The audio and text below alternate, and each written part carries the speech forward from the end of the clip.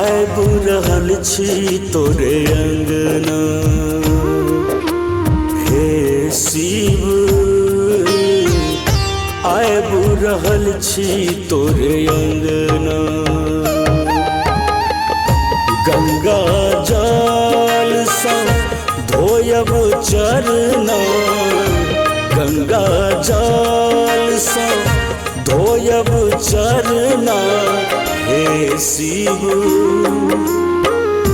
आबि रहल छी तोरे अंगना हे शिव आबि रहल छी तोरे अंगना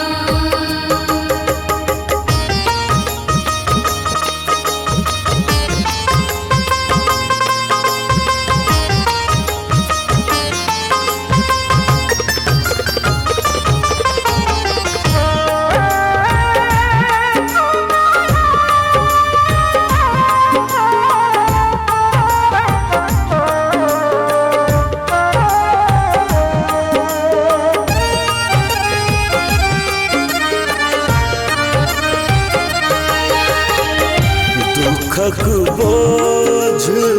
पड़ल अछि सिर पर सुख भेल हमारो सपना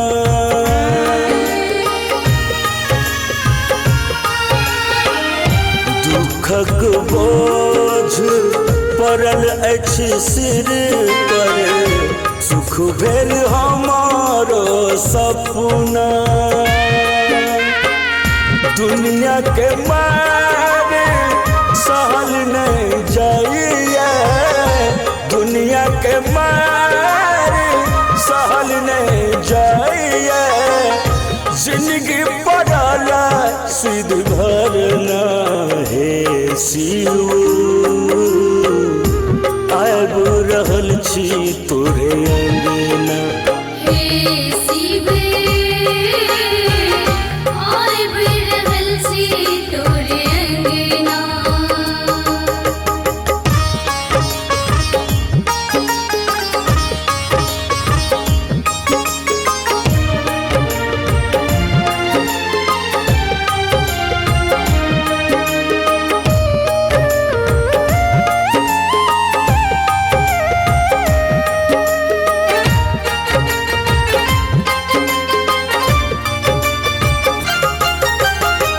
शौख से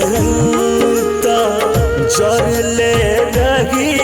गेले दूरी बनेलन सब अपना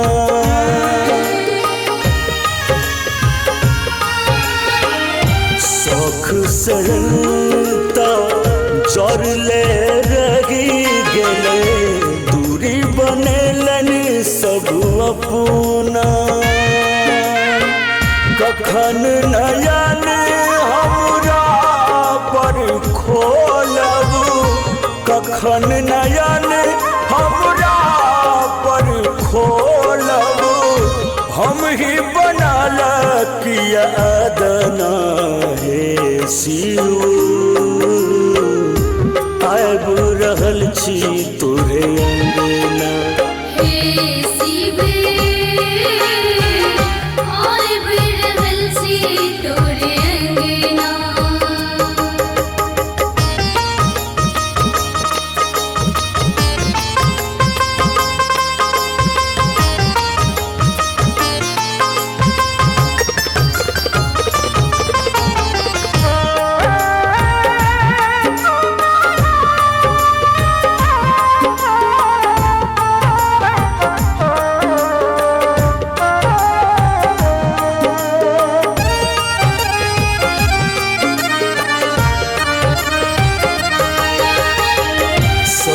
अपराध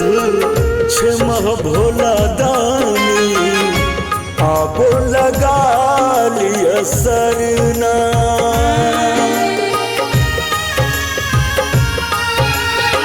सब अपराध क्षमा भोला दानी आबो लगा लिया सरना तोरा चढ़ेबा भांग हर हरे तोरा चढ़े भांग हो हरे हरे माँ गौरा लेल कंगना हे शिव आब रहल छी तोरे अंगना हे शिव आब रहल छी तोरे अंगना गंगा जल सा धोयब चरना गंगा जल सा धोयब चरना हे शिव आब रहल छी तोरे अंगना।